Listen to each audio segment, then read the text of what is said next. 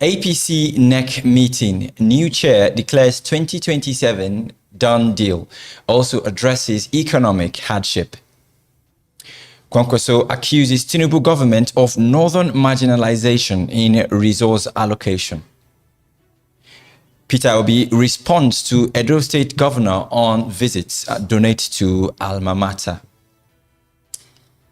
Good morning and welcome to Trends with LJE, where we dissect leadership, economic and justice issues in Nigeria, Africa and the globe.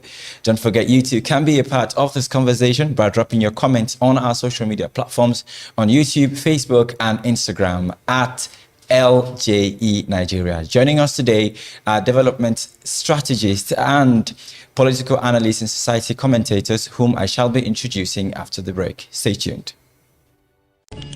Camera rolling. Light set. Sound check. And action. Hello everyone, welcome to today's program, a program where we get to talk about the daily lawyers dissect legal issues with intent to educate. This is the perfect space to create professional quality videos, recording news, podcasts, and all media content. With top-of-the-line cameras, studio lighting, soundproof spaces, we provide everything you need for a seamless shoot. Our fully equipped studio ensures high-quality production every time. Enjoy a comfortable, air-conditioned environment with professional-grade gear and expert support. Contact us now or visit our Abuja location to reserve your spot.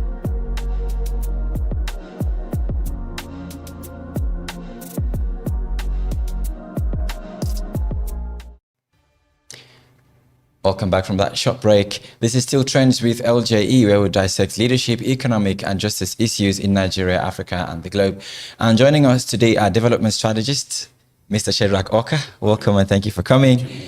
And of course, a society and political analyst, Mr. Joseph Job Hope. You're welcome to the studio.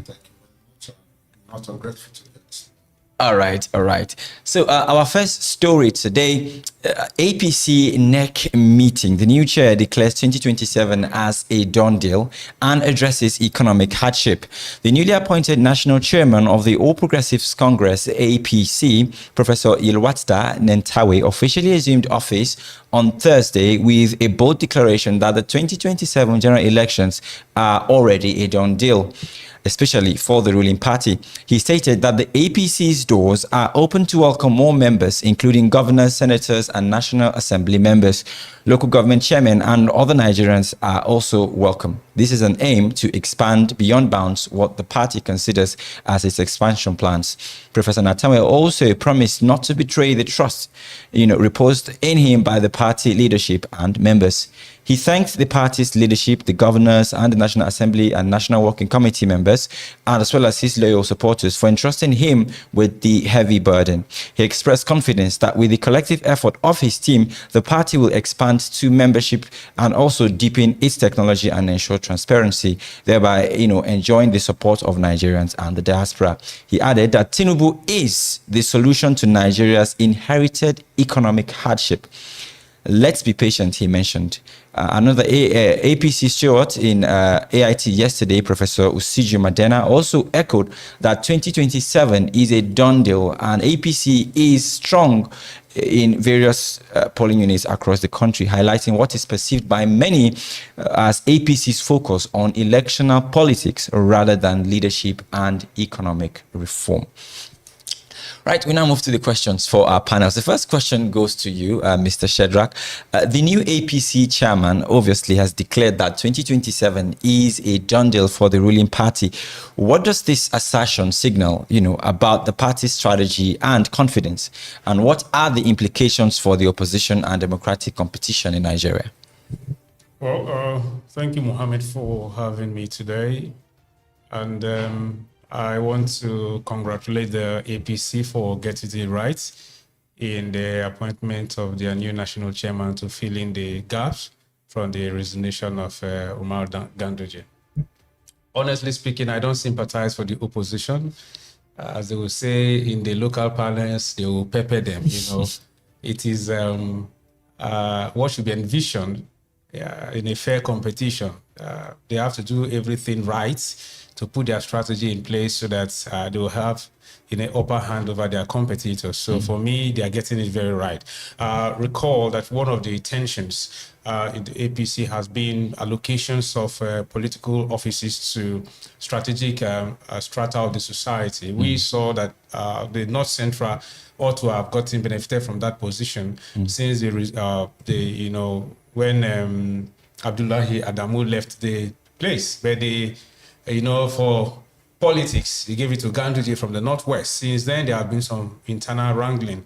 But I think setting it the record straight and taking it back to the people that are well deserved to have it in North Central, it's something that is very strategic. And for the man declaring boldly that it's a done deal, in football parlance, they say it's mind game. Of course, they expected someone who has just been employed. What do you expect from him? He has to, prove to the employers that he is capable of doing the job. And what more if not to expand the capacity of the APC to the bring in more people into their fold. I want to say kudos to them. Unlike the PDP that is still struggling, it is even a similar thing, where the national chairman is supposed to go to the North Central, but you see someone else from, I think, the Northeast staying there. And up to now, they are behaving as if they don't know what is happening. Yeah. It is the PDP that is supposed to be re-engineering themselves, reinventing themselves, and getting the record straight and putting things right. But they are taking the back seat. Honestly speaking, kudos to the APC. I don't pity the opposition. They can go and play for all they care, but the APC is one step ahead. They are doing things right. In this one, I say thumbs up for the APC, and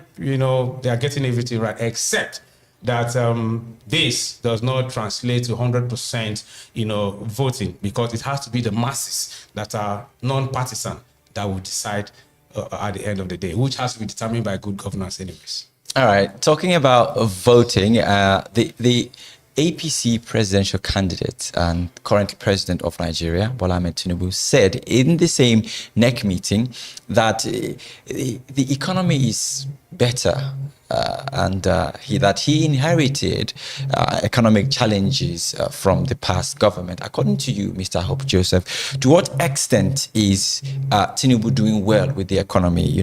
Looking at the fact that he's saying that even what the newly elected chairman said is that he's doing better than his predecessor. Well, maybe his family that is doing better and his relations are doing better. He has a right of expression, but Section 14 sub 2 talks about the sovereignty belongs to the people of Nigeria, through which they derive the power. So it's about the people. It's about the masses. How are the masses feeling?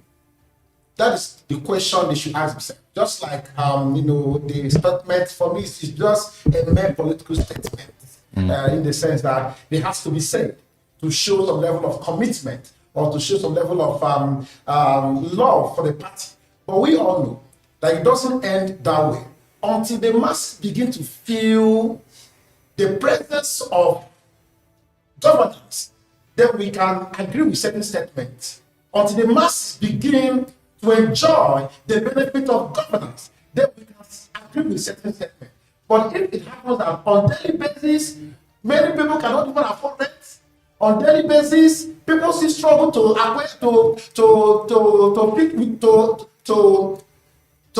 take this square meal. On daily basis, people find it difficult to move from one place to another. On daily basis, prices of things keeps increasing. On daily basis, we're told that once the fuel subsidy is being removed, that we will bring it back to the economy. But we're not seeing that happening. But the economy, until that happens, before Nigeria, we in total agree with the statement that the economy is getting well, because we are saying these things. We are rational beings. And until there is an economic plan towards this follow the statement, that we can agree with the president. But we still have 2 more years to actually do this. Do you see any hope? As a matter of fact, what we are seeing now is a distraction. It's even too early for them to start talking about the second term at first. It's even too early. Because Section 14, sub 2, paragraph B says the primary aim of government is to provide security and welfare. Security is the one we talk about, but welfare connotes providing an enabling environment for people to strive, making sure people have access to enjoy the benefit of government, providing what can help people to have a good life on a daily basis. That is what governance is all about. But especially when you don't have this thing happening, how would you now say that you are doing it? That matter of fact, campaigning now is not even what they should even be talking about. I feel so disgraced. Like, I feel so ashamed on behalf of certain things that are happening. This is not even the right time to even, there's no cost scorecard. This is the time to even come out to say, from now, this is what I've achieved from now to this time. We left up in before I finish my first tenure. These are the things I want to achieve. Oh, since I came to the office, this is what we are able to do. So someplace, certain thing happened. Now we have done this, and people will feel it. But it's when we are not even brought, you are not even stating into America. They just came out to say we want to come up for the second term, and the national president is saying it's the done deal. Well, it's a done deal for the party. It's done deal for their pocket. It's a done deal for them. But for the citizens, the question is it a done deal for them, for the citizens? Okay, what's you, Mr. Shedrack, now? You see, you hear people, the APC stalwart, he was on AIT, he mentioned that the APC has all the requirements, you know, to win the next election. They have various polling units and well structures across the country. My question to you, would you say the APC are doing well in terms of politics and election than they are in leadership? Because at this stage, they are showing us their strength electorally. What do you expect from politicians? Politicians will play politics, but that is altogether different from governance. They can put all their structures in place for all they care, service all the structure, but like I said, when it comes to voting, it's all about the people. So you can put all you give contracts to politicians, you know, a few people to continue to pocket collective matrimony to their pockets and service, you know, their cliques and their cronies. But like I always say, Nigerians have always done that. The PDP took Nigerians for granted and boasted they will rule for 60 years. They have all the structures in place from polling unit to world level, give contracts to everybody. But when Nigerians said no, it was no. And of course, in the last election, Nigerians showed it very clearly. Who on earth would believe that Tinubu can be defeated in Lagos? But the people, once the people are certified about certain things, they will show it. Like I said, they can delude themselves. For all they care about their structure, they can boast. But if they don't serve the economic purpose of the people well, they don't make life convenient and comfortable for the people. The people will show it through their protest votes. And it is there. They can do anything they want to do. But like I say, as Nigerian voters, from what we are seeing here, the scorecard will be altogether different. Thank you very much, Mr. Shedrack. The next story we have, Kwankwaso accuses Tinubu's government of northern marginalization in resource allocation. The 2023 presidential candidate of the Nigerian People's Party, NNPP, Senator Rabiu Musa Kwankwaso, has accused President Bola Ahmed Tinubu's administration of marginalizing northern Nigeria by concentrating the country's resources in the south. Speaking at the Kano State Stakeholders Dialogue in 2025 constitutional amendment, Kwankwaso recounted the severe hardship he experienced traveling from Abuja to Kano due to the deplorable state of the federal road, contrasting it with reports new roads connecting to the south and to the east. While acknowledging the importance of infrastructure development nationwide, Kwankwaso insisted on equity and fairness in resource allocation. He stated that a situation where the government resources are dumped in one part of the country, leaving others neglected, is not right, and called for a change to convince Nigerians that the government is not biased. On the constitutional amendment, Kwankwaso urged lawmakers from Kano State to form a united front to defend the state's interests, cautioning them to avoid past mistakes where representatives were allegedly compromised by wealthy individuals through bribery, leading to titled arrangement in resource sharing.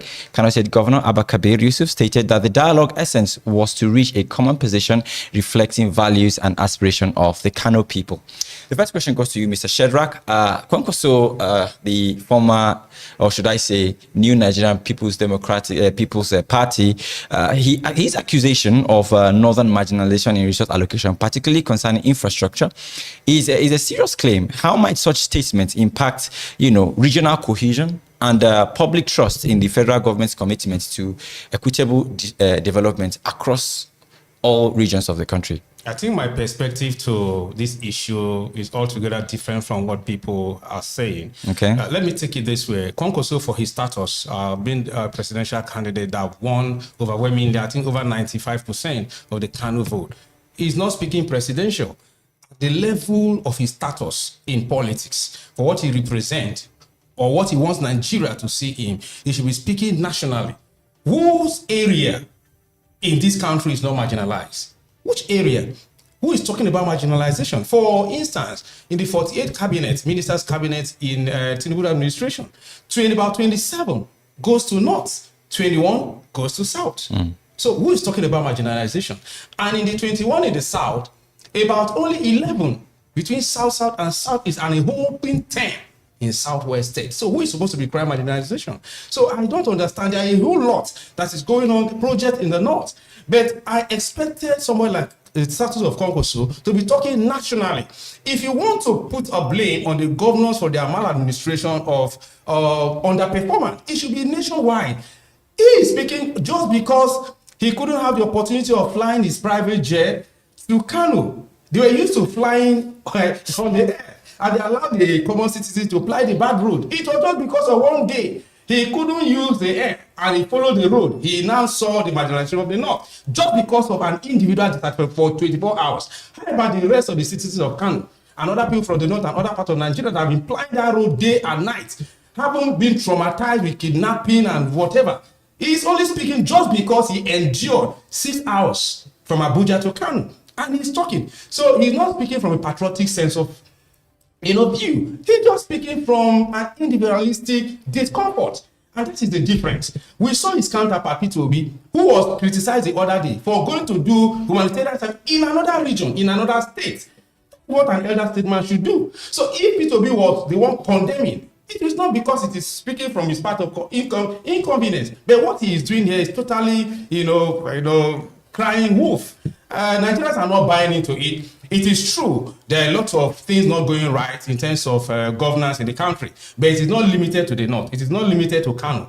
Every other part of the country, the road infrastructure, for instance, why would the government leave sensitive road infrastructure to, delude themselves with a humongous project that they will not finish in 10 years in the coastal highway just to pack money that we don't need in the now? But so those are the issues. If he was addressing things generally, I would have clapped hands for him. But to be speaking from the point of discomfort for 24 hours using the road, it's appalling. I don't share in his sentiment. Yes, you mentioned Edo State, and that brings us to our next story. Peter Obi responds to Edo State governor, on state visit as he donates to his alma mater. Peter Obi on Thursday dismissed a statement credited to Edo State Governor Monday Okpebholo, who reportedly said Obi must seek clearance before visiting the state. Obi declared that he is not afraid of visiting any part of the country, particularly when the purpose is to support nation building causes like education, health, and poverty alleviation. He made these remarks in Onitsha during the presentation of a 50 million naira check to his alma mater. Chris the King College, CKC, was the name of the alma mater, and he did that for infrastructure development. Obi expressed disappointment that his recent visit to Benin, which he clarified was strictly to support healthcare development, was politicized. He added that he expected the governor to complement efforts aimed at improving society. This follows earlier comments from Edo State Governor Okpebholo, who clarified that his statement on Peter Obi's visit, stating his insistence on security protocols is purely for public safety and standard security procedures, not politics. Okpebholo reiterated that he had no regret asking Obi to notify him, explaining that as chief security officer, he has no regret and he must be informed for high-profile visits for that safety reason. He also cited that a personal tragedy in 2024 where his police orderly killed without security warnings and other things, which was quite his own area, and the Minister of FCT also backed him. My first question is to you, Mr. Hope Joseph Joe. Peter Obi's assertion that he is not afraid to visit any state for nation building proposes directly, he addresses Governor Okpebholo's protocol demand, which was backed by Wike, of course. How do these things or these conflicting statements affect the public perception of, interstate movement by political figures and the broader understanding of security protocols in Nigeria? Let me start by saying, Section 1 sub 1 of the 1999 Constitution clearly stipulates to this effect. Okay. That this Constitution, the provision of this Constitution is supreme. Right. And shall have a binding force on everybody. Okay. Organization or any individual. Yes. Meaning that nobody is above the law. Yeah. Meaning that the law is an alpha and omega. Yeah. Of any other constitution that is coming after they made the 1999 constitution as amended. Let me also say this. See, what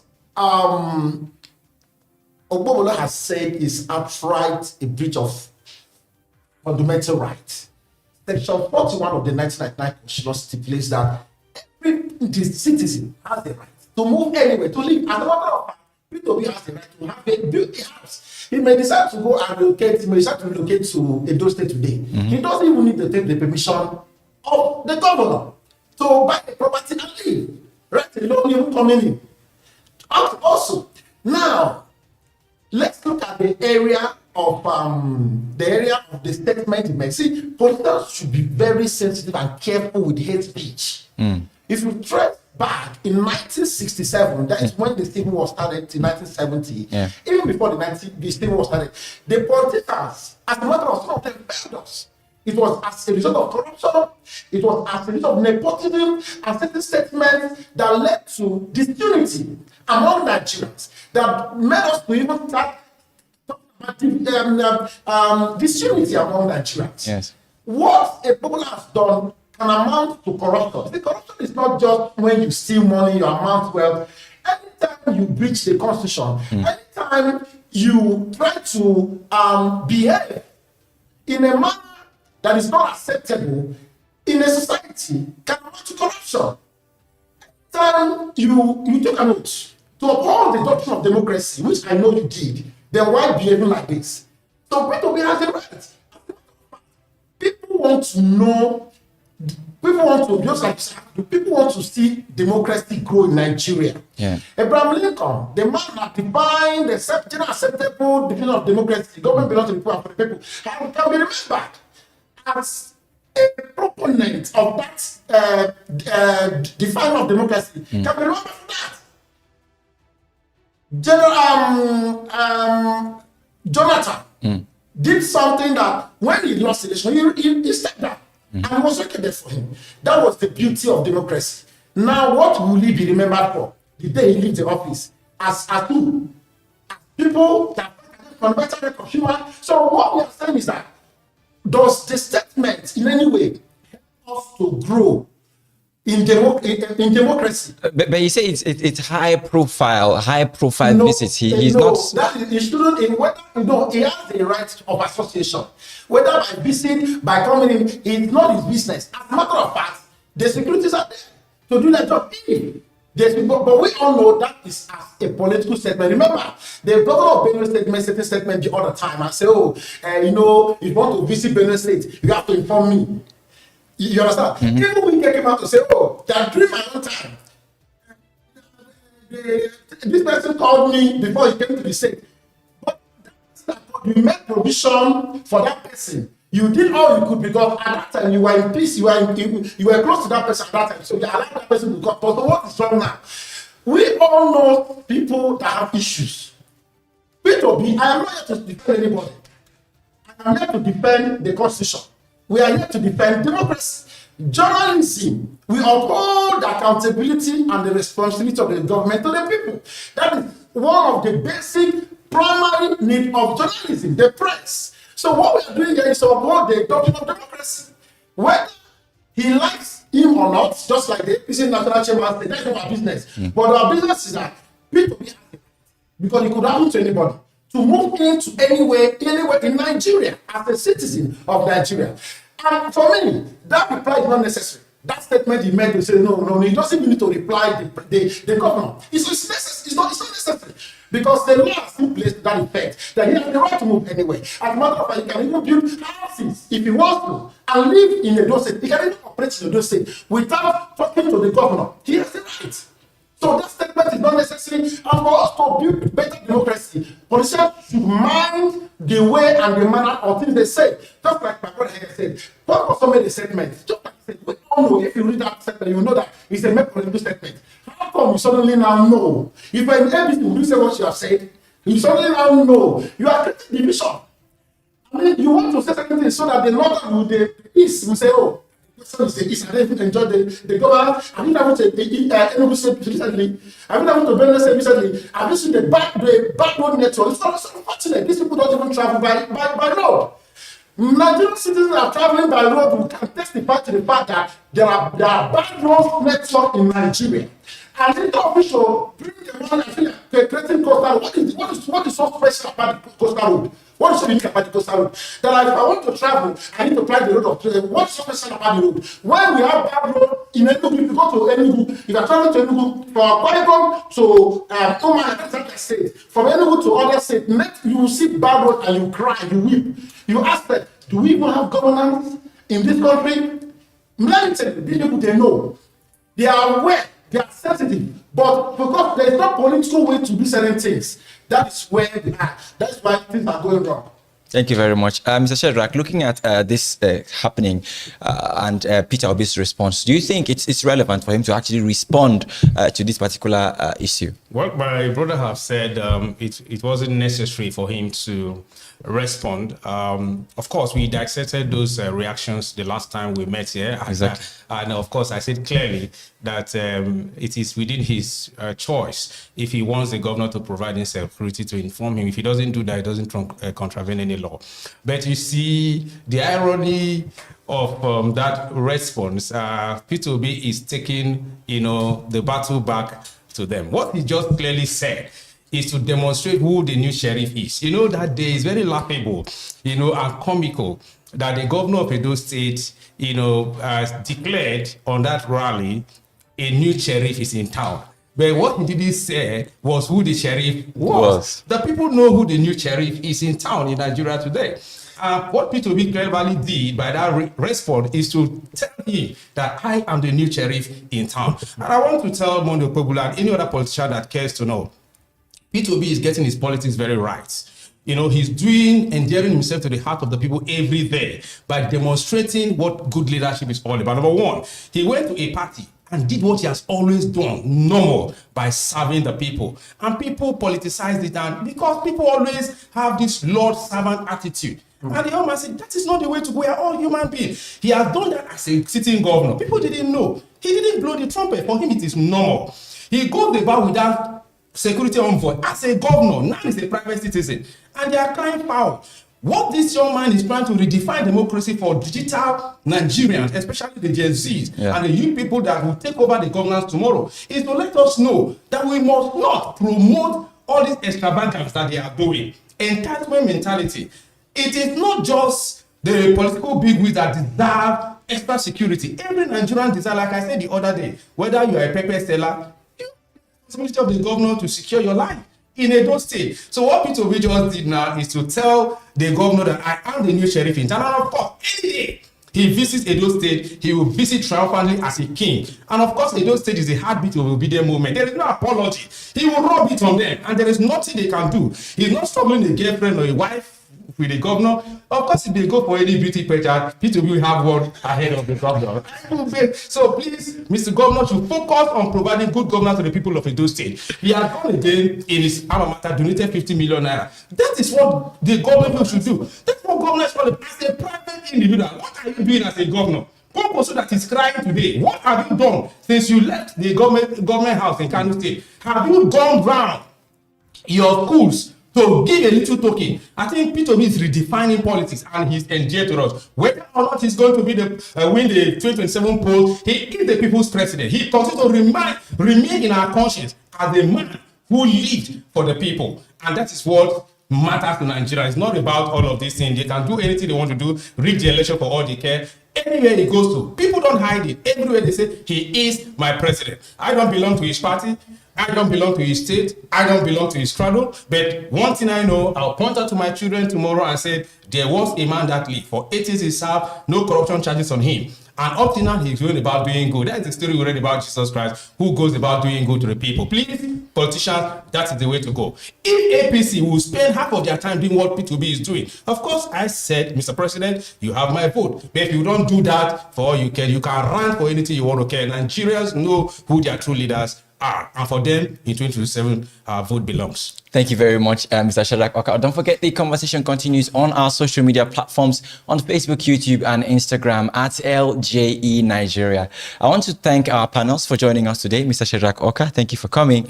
And of course, society and political analyst, Mr. Hope Joseph Joe. Very nice having you on Trends today. Join us next week, Monday at 12 for the next episode of Trends with LJE, where we shall be discussing the trending issues in Nigeria, Africa, and the globe. Let's have a major look at our headlines for today. We told you that APC NEC meeting, new chair declares 2027 as a done deal and addresses economic hardship. Kwankwaso accuses Tinubu government of northern marginalization in resource allocation. And Peter Obi responds to Edo State governor and donates to his alma mater. Don't forget, you can also report a violation on www.ljenigeria.org. That's if you face one. Join us again. I'm Mohammed Enesule saying have a lovely day ahead. Camera rolling. Light set. Sound check. And action. Hello everyone, welcome to today's program, a program where we get to talk custody. about the daily affairs and legal issues with intent to educate. This is the perfect space to create professional quality videos, recording news, podcasts, and all media content. With top-of-the-line cameras, studio lighting, soundproof spaces, we provide everything you need for a seamless shoot. Our fully equipped studio ensures high-quality production every time. Enjoy a comfortable, air-conditioned environment with professional-grade gear and expert support. Contact us now or visit our Abuja location to reserve your spot.